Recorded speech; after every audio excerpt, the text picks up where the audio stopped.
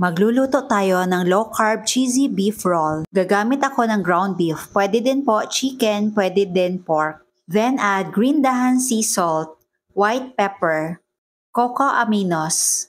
Ang list of ingredients ay ilalagay ko sa last part ng video na ito. At ang panghuli, egg. Pagkatapos, haluin ng maigi. If you love this recipe, please like and share and follow me for more low-carb recipes and health tips. Ngayon, assemble na po natin. Gumamit ako ng cling wrap at nilagay lang ito sa plato. Pagkatapos, ilagay ang beef mixture. Spread ng maayos at dapat pantay lahat ng sides.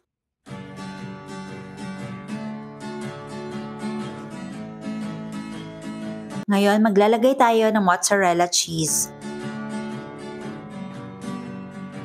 Tapos, mag-spread lang ako ng konting parsley. Actually, kahit wala na pong parsley, okay lang. At dahan-dahang i-roll. Siguraduhin na na-seal po ninyo both ends. Then, put in the freezer overnight. Pagkatapos, tanggalin ang cling wrap at ilagay sa air fryer. Cook at 200 degrees Celsius for about 15 minutes. Pagkatapos ng 15 minutes, mag-brush lang po tayo ng barbecue sauce. Itong ginamit ko ay mixture lang po ng tomato paste, green dahan cocoa aminos, golden monk fruit erythritol blend, white pepper, and salt. Pagkatapos, ibalik sa air fryer for another 15 minutes at 200 degrees Celsius. Ngayon, slice na po natin.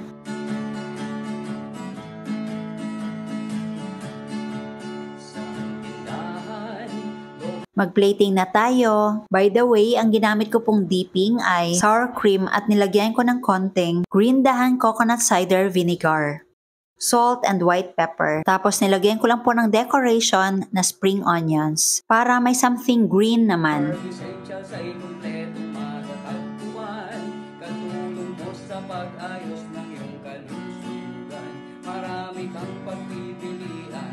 Tikman natin.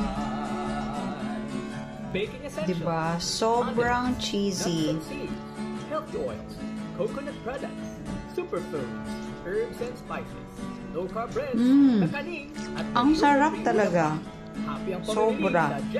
Hindi ko expect na ganito kasarap. Cheesy with sour and cream. Pares na pares.